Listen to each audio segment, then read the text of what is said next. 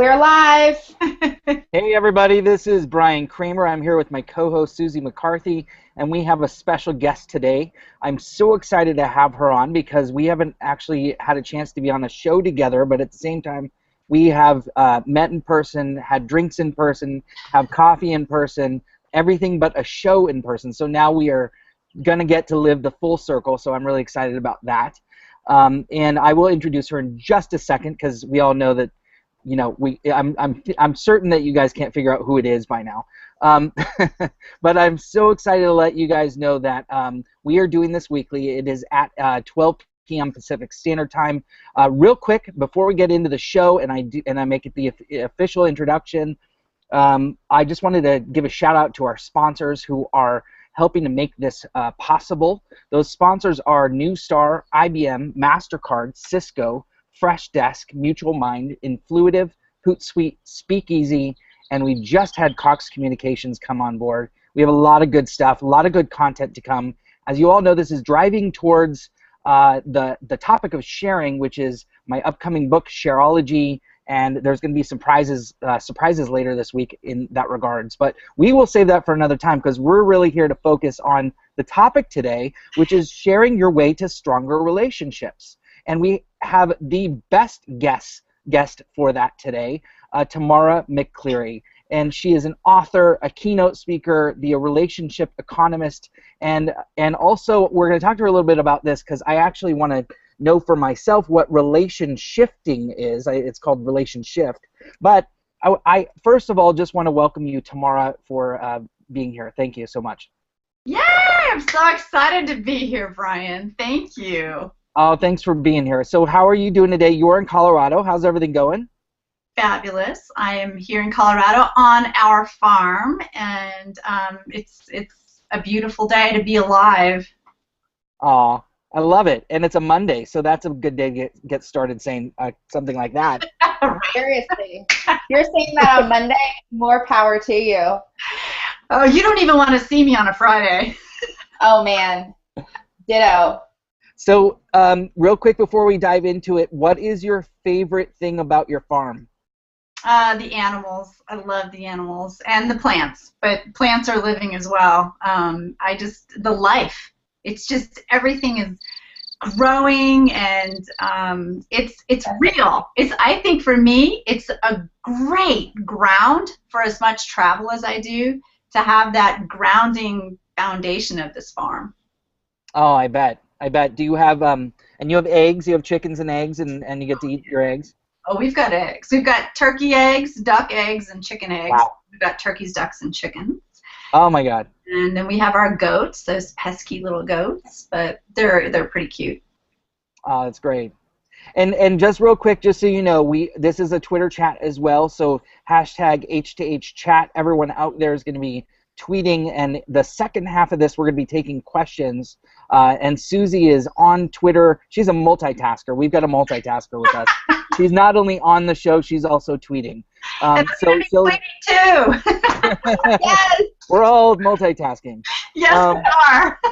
It's a truly interactive experience. I hope everyone will participate. We love questions. I know you would love some questions too for the second half. So please shoot them out to us and take part. That's what it's all about.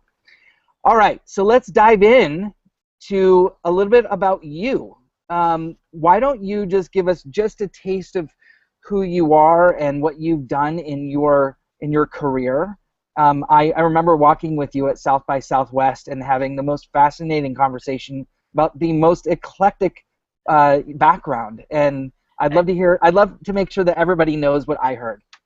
Well, I have never had a direct trajectory toward anything, and I would say that I have had an interesting life of all kinds of experience, starting off in the 80s as a registered nurse working in end-of-life care. So I did pediatric hospice, as well as neonatal intensive care, pediatric ICU, and life flight, so emergency life flight with respect to high-risk deliveries and pediatrics. So that was my beginning in the 80s. And by end-of-life care, working with pediatric patients, children who were dying 6 months or less to live was their diagnosis. And doing bereavement counseling with their parents was an extraordinary experience in my very beginning at age 21, 22, 23 to be basically steeped in end of life. And what I learned was that we really don't think about the end. We always think about today and all the crazy stuff we're dealing with that we think is so important, but really it's not. And we often don't do or experience or cultivate or accomplish those things that we really, really care about because we're going to get to it sometime, on the weekend, on vacation, whenever it is that we're going to have the experience we want. We're not really doing it every day. So it really hit me early on. And I thought, what do I want to create? What do I want to do? So I went back to school again. I went to grad school and started looking at ways in which I could help people. And at that time, I thought, maybe curing cancer is what I want to do. This is what the mind of a 22, 23-year-old is. I'm going to cure cancer. So what I realized in isolating enzymes behind a microscope was that, well, okay, I do want to help people, and I do want to ease pain and suffering, but behind a microscope isn't me. I'm much more of a people person. And so I went into business for myself doing healthcare consulting, and that led me into all kinds of just beautiful, wonderful business experiences, corporate experiences, and I came to a point when I started realizing with all the companies that I was working with is that everybody is suffering from this disconnect between their life, what they have to do, their obligations, their thing they do in the world to make money and make income, and who they are, what they want to experience, what they love, what they enjoy. And so I began to get very invested in working with companies on culture. And culture with respect to how to engage or make the work environment more engaging, how to get employees more invested in their roles, how to get teams to work together, how to get the message from the C-suite to communicate down to all the levels of operation in a company, out to your customer service and your sales team, and working with the culture of the company to be able to not only acquire incredible talent and have happy employees who love what they do and feel connected to what they do, but have customers who feel like they're a part of the company culture, that they love the organization that they're working with or the products that they buy, and so there's a relationship between the company and their customer, which we know if a customer feels seen, heard, and acknowledged by a company, they're loyal. So customer loyalty to the brand. So that's a very weird trajectory from starting off in end-of-life care, wouldn't you say? Well, we were talking before we got on the show, and I would agree with you that weird is good. So if you're not weird, get off this show and stop tweeting. We only take weird. But I'm curious, and I know Suzie has a I kind of jumped in. Sorry, Suzie. But I know she has a question too. My quick question, real quick, before she asks hers. How do you do that? How do you give employees how do you give them a way to want to invest their time so that their energy is moving towards the company without forcing it? How do you do that? Through what employees want, what we all want, what you and I want. We want work that is meaningful and real. And today, right now, we have bless them, I love them, the millennials coming in who are literally demanding that the workplace be something that is meaningful in their overall structure of their life. They're demanding that companies have social responsibility. And so how you make sure that your employees are feeling that sense of connection is that the company has to have a structure where their mission and their values and the behaviors in that company are all reflective of what people genuinely want, and that is to feel a part of something bigger than themselves that has a mission. There's a purpose to what they're doing every day, and that's how they cultivate satisfaction in their work. Suzie, do you want to jump in, or can I? I love that. And right now, like, I'm in awe. The one thing I would say, though, is it also sounds like there needs to be, in some ways, some consciousness raising. Oh, yeah. On the part of letting the employees know, who are potentially workaholics, I know nothing about that whatsoever, that they should be, thinking through what, not just work, right, but what they want to do separate. So have you found how have you found that? How does that work? Oh, what you're saying is so true, because it's this beautiful marriage between who I am as an individual and what I go out and do each day. Am I expressing a version of that self in what I'm doing? So when you look at your overall picture, and this is huge for me, I talk a lot about work-life satisfaction. And if you look at your whole life as being your life, there isn't a work self and there isn't a personal life. Let's face it, ever since technology came into our life, we are just that one life all the time. So we're taking our home with us to work every day, and we're taking our work home with us every day, and a lot of us don't even go somewhere for work. We work at home. So there are no boundaries anymore between this is work me and this is personal me. Ever since we got one of these, right, smartphones, I mean, you're receiving texts and email. You can check email from anywhere, and when you're at home, you're returning work email, and when you're at work, you might get a text from, either your beloved or your child, and you're going to respond. So there aren't those lines anymore, and so when you're looking at telling someone in your work, how do you make sure you're not being a workaholic? What I would say is, are you enjoying your day? Because you've got 24 hours, and that's it. And what you invest your time in that 24-hour period is a part of yourself that you're giving away. So if you're giving it away in service towards something that you believe in, and the work that you do means something to you, and the culture of that company supports the individuals in that company as being human beings with a whole life. You said human. Yes. You said human. And that's it. I mean, that's what we are, right? We go to work, we do work, we stay at home and work, but it's our life. This is the thing, is that we are alive right here, right now. By some miracle, we are alive. We're experiencing this H-to-H chat. And how amazing, how incredibly stinking amazing is it that we have the choice with how we feel or experience this moment.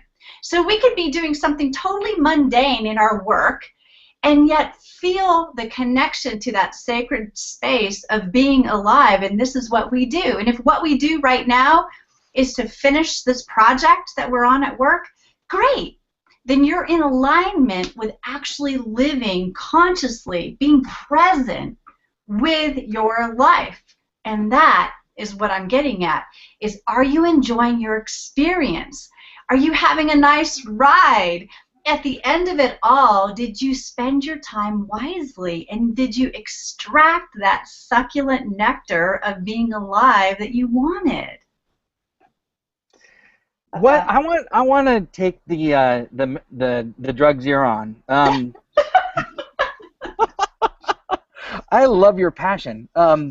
So I'm curious. I know we're talking at a 500-foot level, which is great for a lot of organizations need to hear this. But how do you instill it?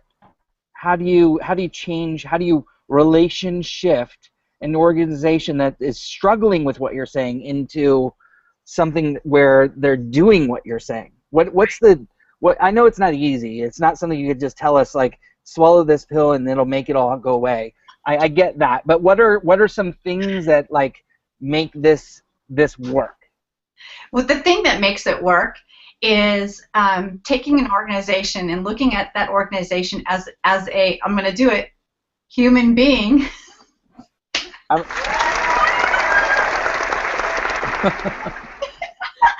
So if you look at the organization as a whole, as a person, right? Then you address what's the personality of this company.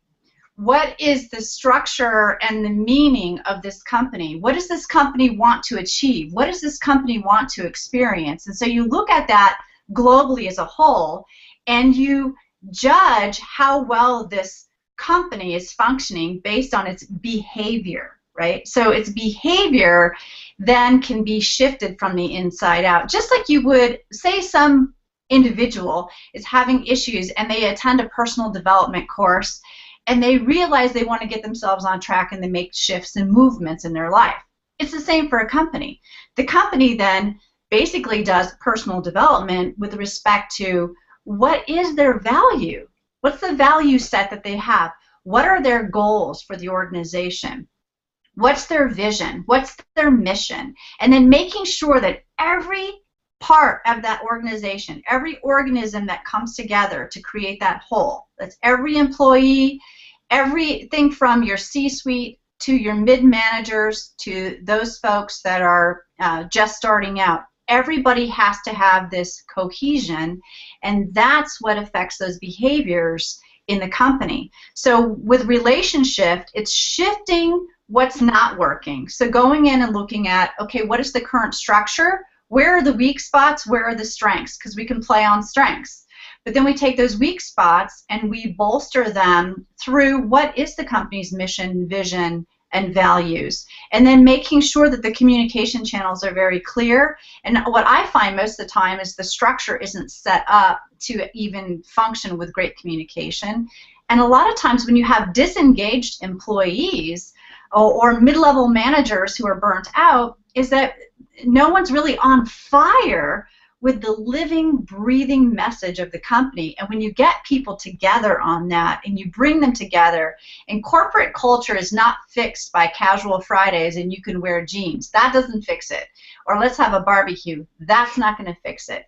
We have to fix how the organism is functioning, just like you would as a person. If you've got issues in your life with your relationships, you have to shift your behaviors, and behaviors shift through clear understanding of what the goal is that we're all here for. Love that. That is super quotable. So how do you mind, Bryan? Go ahead. Go ahead. So how do you measure, what does success look like for the C-suite? I think success for the C-suite is measured in how effectively is their vision and their mission and their goals carried out through the entire organization. Because most of the time you can have all kinds of decisions at that C level, but perhaps your customer service team or your sales team is not functioning with that same vision or mission, and so you have that disconnect and you're not realizing those goals that you have for the company simply because not everybody's on the same page or understands why something is vital and important. And just, it goes the other way too. I mean, you have your sales staff who are actually working with the customer. You have your customer service team who's interacting with those customers on a daily basis, and they have great information and great communication that oftentimes the C-suite is not paying attention to or is not open to. And so everybody has to come together and form a unified front so that all the goals are equally communicated throughout the organization, so everybody is doing the same thing with the same goal in mind. So from your customer service and how they speak to the customer or interact with them on social media, to your sales team and what their overall pitch is and how they intend to sell the product or service, and it all comes down from the top. So however your C-suite is functioning, whatever's going on at that level, it trickles down throughout the entire organization. So it goes from the top down, and I immediately have to look at What's the leadership in this company? What is the philosophy in this company? And how is it being communicated to everyone within the organization? Let's take a quick shift here and move back over to something you mentioned earlier, where you're working 24/7. You really have to be passionate about what you love to do. Once you've made that shift, or you're already shifted, you just love what you do, like yourself. How do you maintain a work-life balance? Or, I mean, there has to be, on some level, a balance of some kind to enjoy life. What does that mean? How do you define that? I think it's really getting clear with what it is that you want to experience. Because when you begin to feel out of alignment and you begin to feel like you're stuck in obligation, or you're not experiencing what it is that you want to experience, it's usually because you are saying yes to things that don't have a high amount of value to you.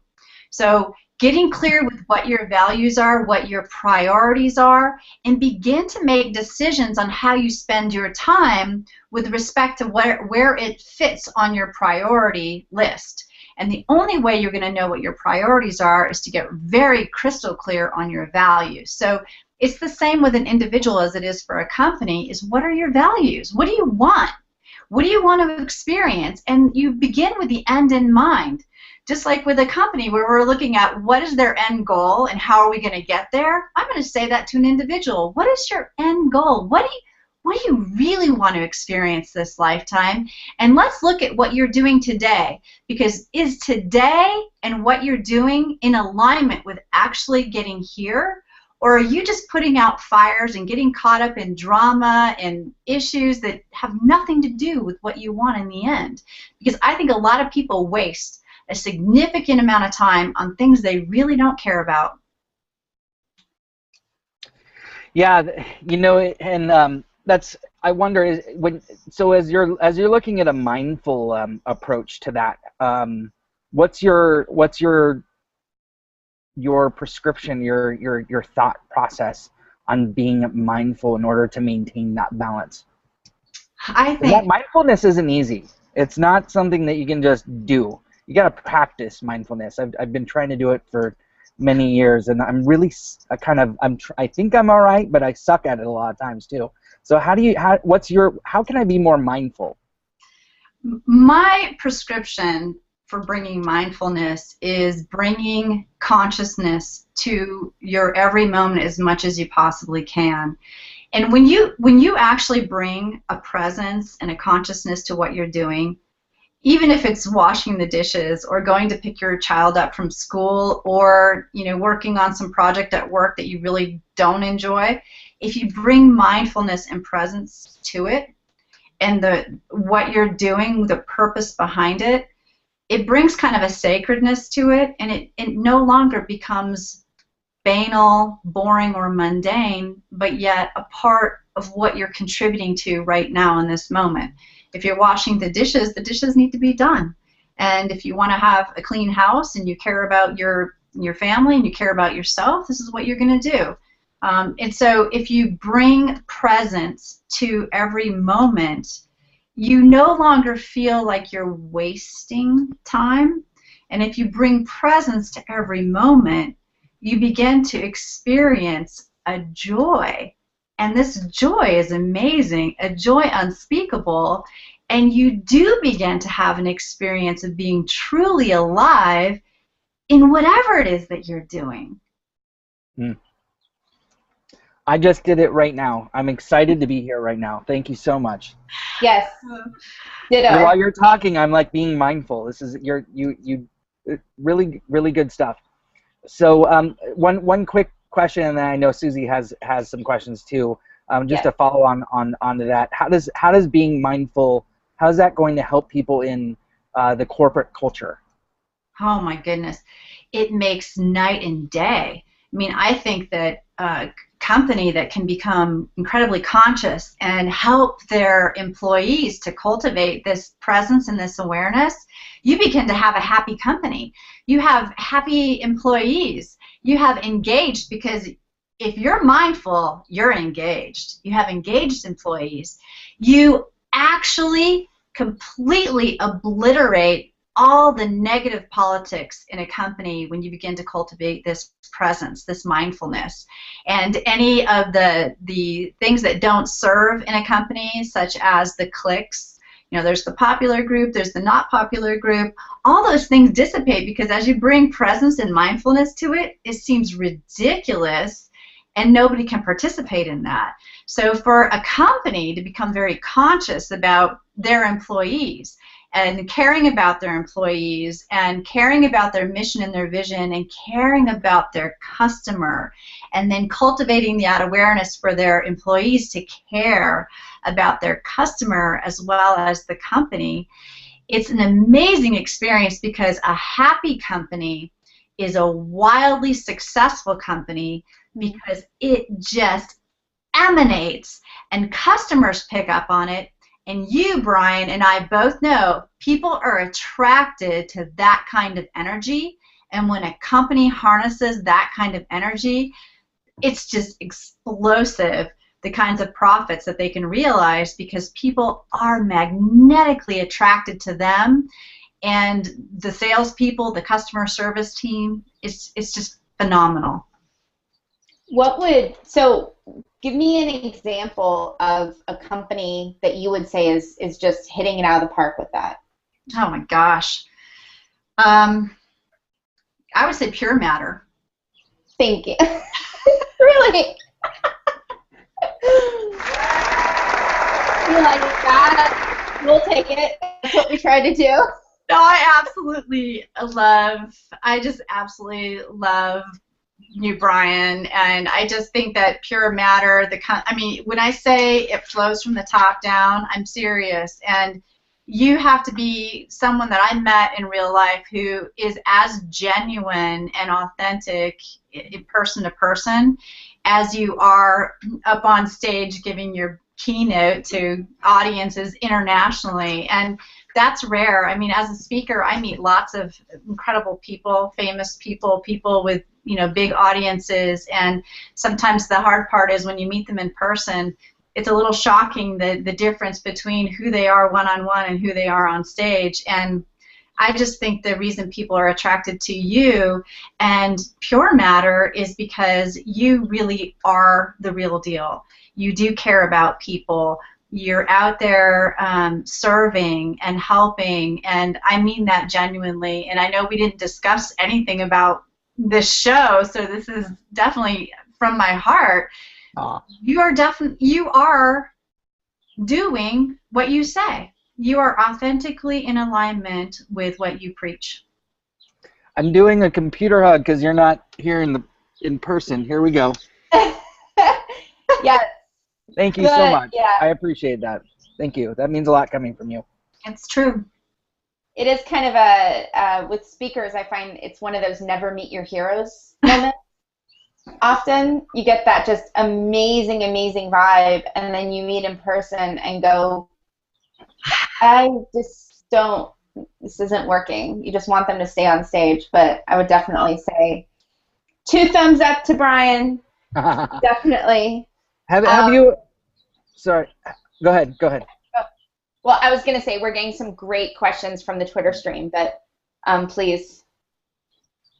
I was just going to say, you know, part of what you're talking about also means giving of yourself, and a lot of that is giving of yourself and your energy, and where to put your energy, and where do you pull that from, and where do you put it?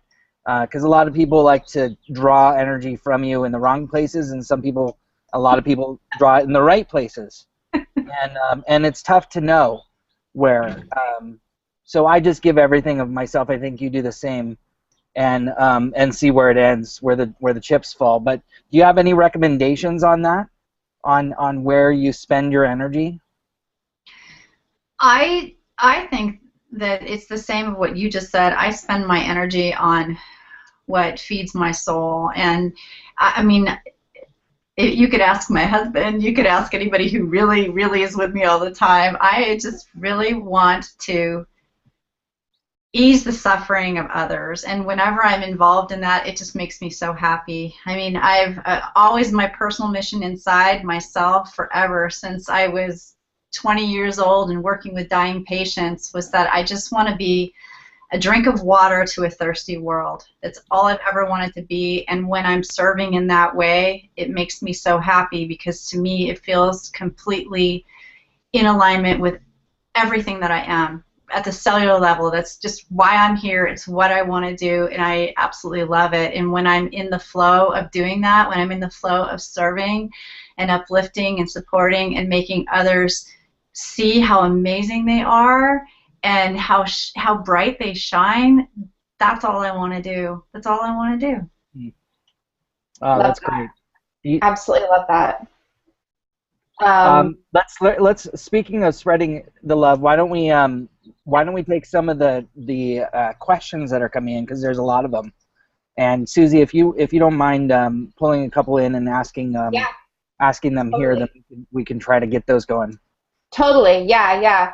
I'd like to, let's go ahead and kick it off with Carol. Shout out to Carol. She's a H2H chat veteran. Love her contributions. So she's asking, are there any exercises or tools you'd recommend or you recommend to share with our teams and management to help them be more mindful and more engaged? Yeah, I mean, it's a big question, and you're right. I think that people need practical, applicable steps that they can take. And for me, when I'm working with a company, it's a self-development course for the company. And one thing that I can say is that, if you're open right now, it would be to begin to do exactly as Bryan was saying he was doing today, and that's just notice whether or not you can stay present in this moment. And how you do that is to begin to notice when you have a thought that makes you time travel. And what I mean by that is most of the time we have thoughts bombarding our consciousness all the time, and the thought is usually about a past experience, right? We think about something in the past and then it takes us away from here. Or the thought is about a future experience, like what am I going to have for lunch today? Or did I pull the chicken out of the freezer to make dinner for everybody tonight? Or, whatever that future thought is, it takes you away from this present moment. Just begin to notice how often you're actually here. And I think it'll be eye-opening to realize that most of us really are never here, or very rarely are we here. Most of the time we're in our head in a past moment or a future expectation. I love that. So when you would go, let's walk through. So you go into a corporate setting, and what do you encourage meetings? How do you work? How I do it, first of all, I want to find out what the organization's mission is, what their vision is, what their values are, and what their end goal is. So what is it that they want to achieve, right? Just like for a person, what do I want to have experienced by the time my life is over? It's the same for a company. What do we want, right? Because obviously we're not getting it. That's why we want it. So what is it we want? And then I'm looking at how the structure of the organization is, how the leadership is defined, what is the feeling of that leadership? Do we have some personality issues there that we need to work on, or communication issues, or maybe the leadership is not in alignment with what they say the vision and the mission is and the values? So it's taking a look at the way that it's structured, because a lot of times what you have is you have a company that's completely disconnected from its vision and its mission, and of course they'll never realize their goals because they're not even connected to their own vision and mission. And it starts with the top down, and then going in, and what I would do is working with the teams, is working with them on, after we know what the vision and the mission and the value structure is of the company, is making sure that they're fired up about that they get it, that they know, what the overall goal is and how to do these things, because there is a lot of how-tos. So working with them in a workshop setting depending on who I'm working with, whether it's the sales team or the customer service team or the C-suite, it's really working out and working through how we're going to communicate what it is that we're doing, why we're doing it. People need to know the why in order to rally up behind how they're going to do it. That's awesome. Yeah, that makes a lot of sense. Suzie, Brian Fonzo, our friend Brian, asked a question. Do you mind if I? No, that was the next one I was queuing up. Go for it. Oh, okay. Yeah. Good. He said, curious what her thoughts are on influencer relationships and how influencers are rewarded. I think that's a great question too. That's a big question right now for a lot of different Good question. Yeah. Well, first of all, hi Brian. I absolutely love Brian Fanzo. So anybody doesn't know Brian Fanzo, you better get to know him. Hi, social fans. Unfortunately, he spells his name wrong with an I. R-I. But we like him even though that's the case. How influencers are rewarded by companies? Is that what he said? Yeah. Let's see. He said, what are your thoughts on influencer relationships in general? Yeah. And then how influencers are rewarded. Well, I think influencer relationships in general, the reason those relationships are cultivated is from the word influencer. And in that word, I think is tossed around a lot. I don't know that necessarily everyone who calls himself an influencer is, but you know you're an influencer when people actually shift and do things based upon something that you've shared or you suggested or you recommended or you believe in. So you know you're an influencer when you have the power of connectedness with other human beings to You knew that was coming. to cause a shift in something that they're doing or cause them to make a decision, a buying decision, and that's how you're an influencer. And I think Brian Fanzo is definitely an influencer, as are you, Brian Kramer. But how influencers are rewarded, there's a couple of things I think of. If he's thinking monetarily, I'm assuming you are, Brian, I think that companies out there who want to further promulgate what their mission and their vision is, the use of an influencer needs to be rewarded monetarily if the influencer is actually driving back business to the company, because the influencer is a unique relationship in that they don't actually work in the organization. They're independent of the organization, and so they have the ability to affect a potential customer about the product from an outsider perspective through that trust relationship that the influencer has. And the influencer is actually bringing relationships to a business through their trust relationship. And so I think that influencers absolutely need to be monetarily rewarded for their efforts. And then, Brian, is that answering your question? Well, since it's Fanzo's question, I'll speak up for him and say yes, it is. Okay. Brian and Brian, I guess it works, right? That's right. That's right. No, that's a good one. That's a good one. It's a hard one to answer too, because there's no right way. No. I don't think that there is actually an answer. I think it's on a per case basis. So you answered a really difficult question. I think you answered it well, because it's a tough one to answer. Like you can look at it differently in, dare I say, B2B versus B2C or any kind of relationships. It's altogether different. But so Suzie, is there another question lined up, or can I ask one, or where are we at there? Yeah, I have another one. Okay, go.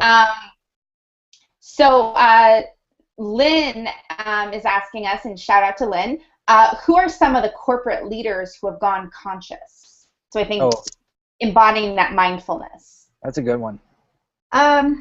You know, I don't know that I can actually answer who is conscious. I would say the best advice I could give is we shall know them by their fruits. And what I mean by that is you have to, I think it would be difficult to know whether or not a company has gone conscious or not, but you'd have to look at what they're expressing out there with respect to how are they treating their employees, how are they treating their customers, and you're going to know through their behaviors whether or not you're dealing with a conscious company. I mean, what are they doing for the environment? What are they doing to give back to their communities? I mean, all those other things that corporate responsibility plays a part in, to know whether or not a company is at least attempting to cultivate consciousness in their culture. Mm. Yeah, I like that. All right, Bryan, go for it. Have you been keeping up with what's going on with Zappos and how they said that they wanted to change to, God, I'm forgetting the word. It's like a hypocrisy. It's where everybody is a leader. And they just announced this, I think, last week, where they want to change over everything. And in the next 30 days, if you do not agree with it, you can leave. And he's basically said everyone can leave Zappos if they do not feel like they can't manage themselves. What do you think about that? I think what they're trying to do is very interesting. I think that they are trying to give the employees empowerment and a sense of ownership. And we've seen that in other companies when they have, right? So I think one thing to think about is when we've looked at models, we've empowered their employees to actually take ownership. A lot of those companies have done incredibly well. I mean, we've got Colorado here. We've got breweries too who have instituted that model where everyone who works within that brewery actually has ownership and takes ownership. And I think it's an incredible way of creating a very engaged employee, creating an employer to invest themselves in the company because the company is investing in them. Yeah, so in that case, I think the main issue I have with the Zappos thing is giving 1 month seems very short to me, because you're not adding that training period and mentorship period. And especially when we're dealing with lots of different personality types, which we all know exist, it very much seems like a one-size-fits-all. Be the model or leave. What are your thoughts about that? I think you're right. I think the 1 month is quick. That's a quick turnaround time.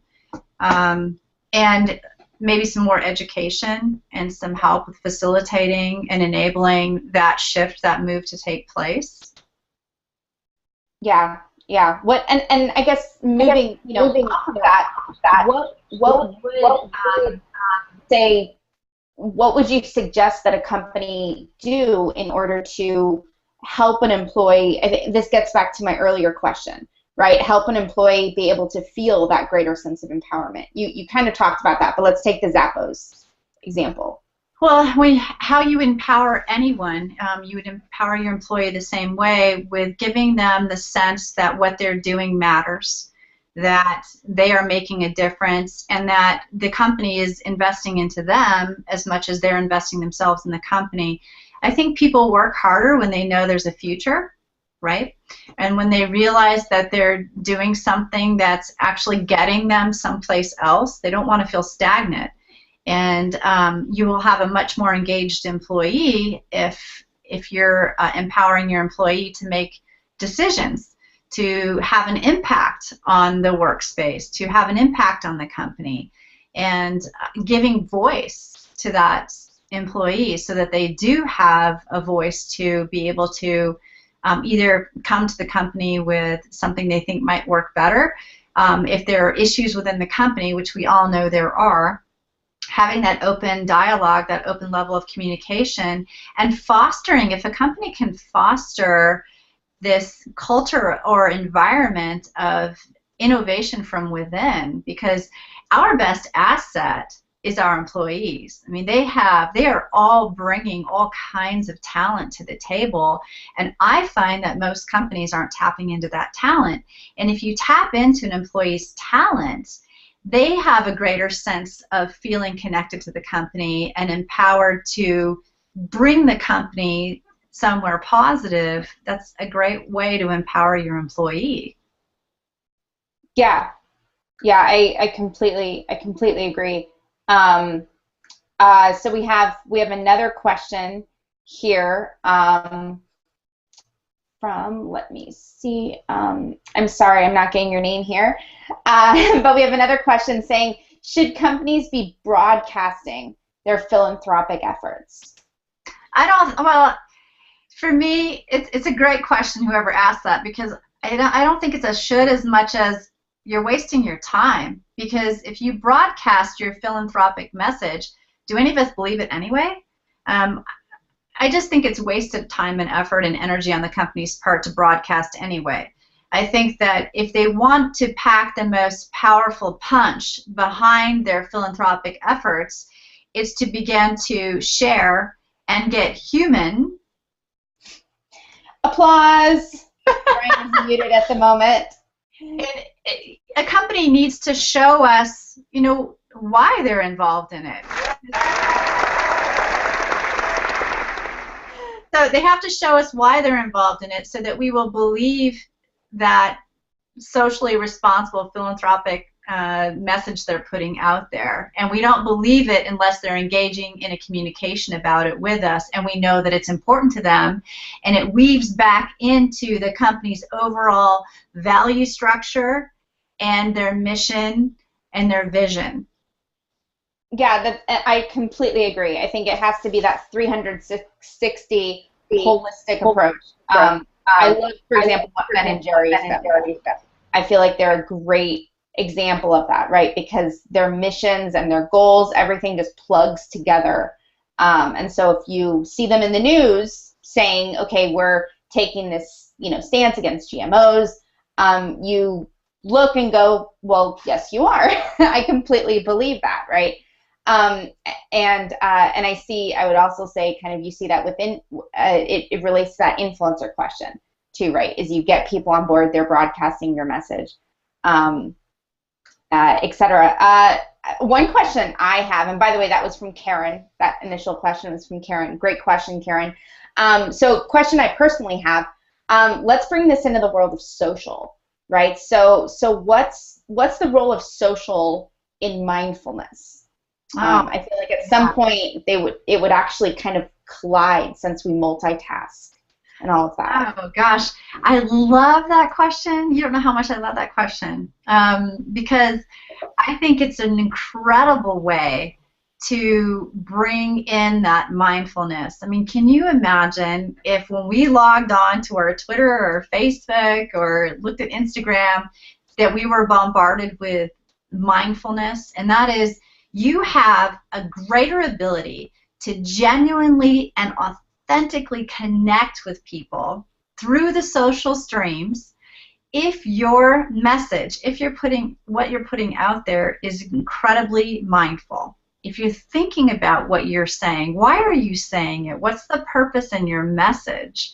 And even if, and this brings me to the next step, even if, say, you automated some messages, if you automate messages, but your message is clear with your vision and your mission and your goals and who you are, what your values are, whether as an individual or a company, if your messages are in alignment with that, what it allows you to do is it allows you to begin to attract to you people who vibrate with that message, who resonate with that message, and it begins to cultivate a space to have conversation going on in real time.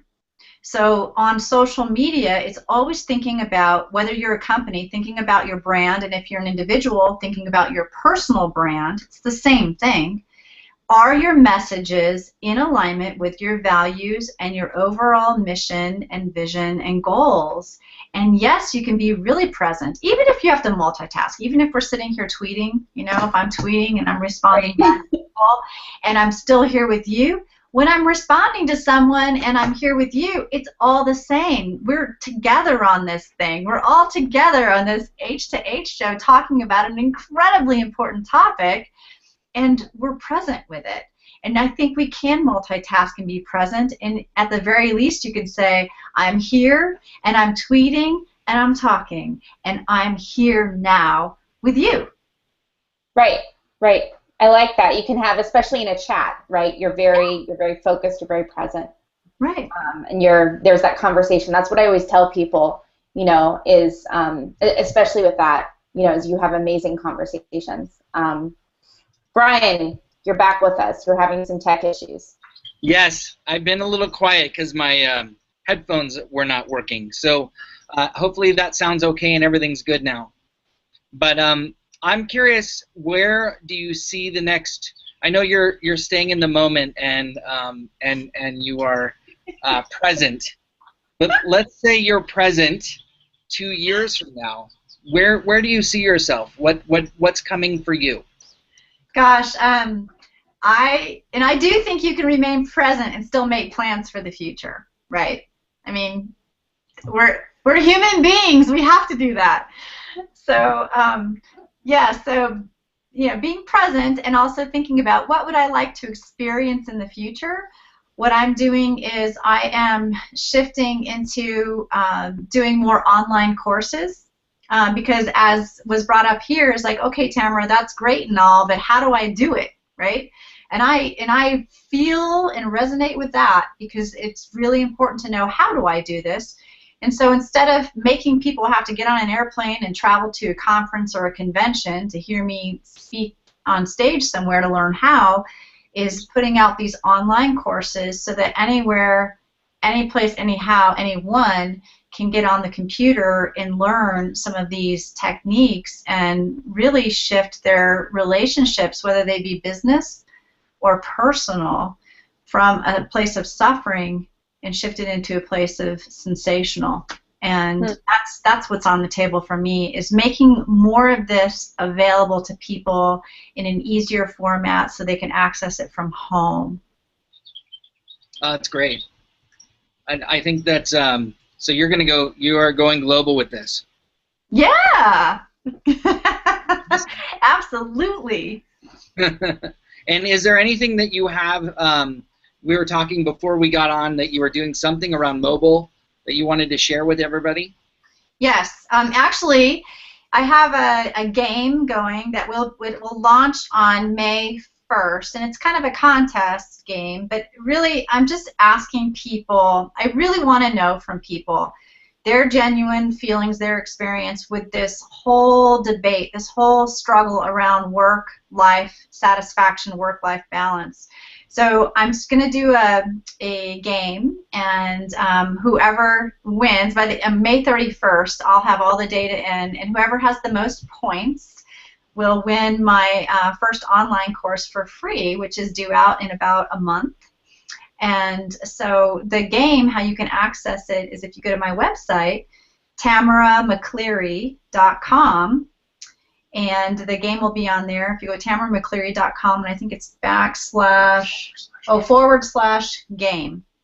So tamaramccleary.com/game, and if you play the game, it's just a couple of questions to answer, but the more you answer it, the better it is for me to just collect the data, and it won't be shared with anyone. It's just for me, and then it does allow you and I to be connected, because then I can text you and ask you how you're doing, and if you, what you thought about the quiz, the game, and at the end of it, if you shared, the more you share, the more points you acquire, and whoever wins by May 31st, I'm going to give them my course for free.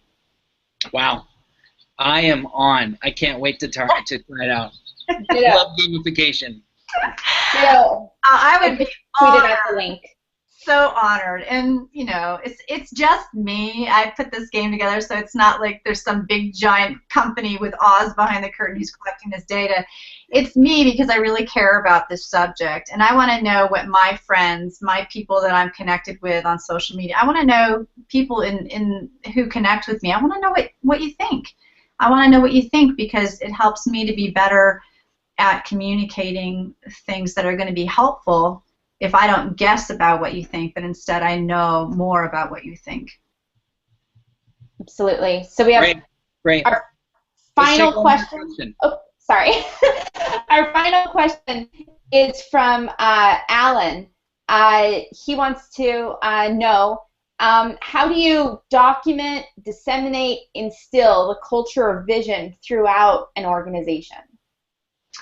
That's such a good question. And I think how you do it is, first of all, you get the company clear on what that vision is.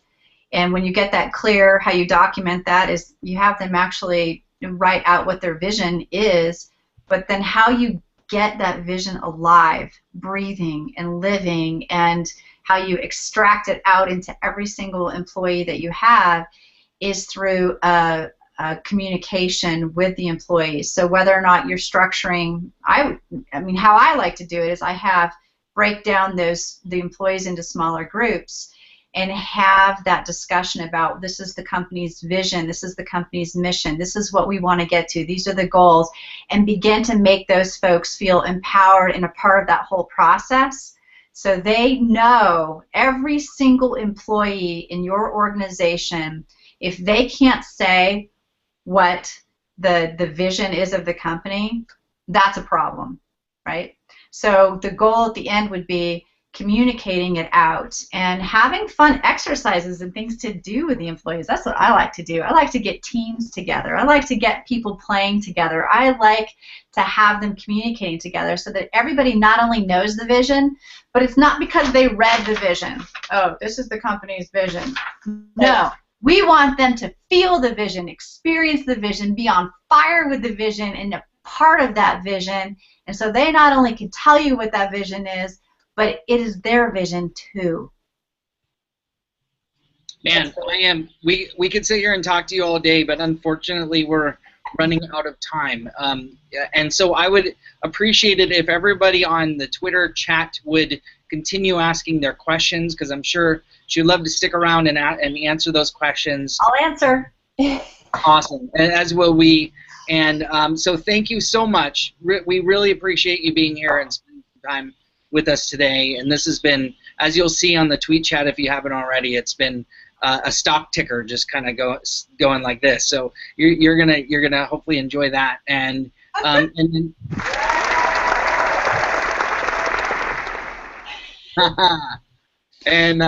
and again, we wanted to thank our partners, our sponsors who helped to support us today. Again, they are MasterCard, Cisco, Fresh Desk, Mutual Mind, Influitive, Hootsuite, Speakeasy, and Cox Communications. Thank you guys so much.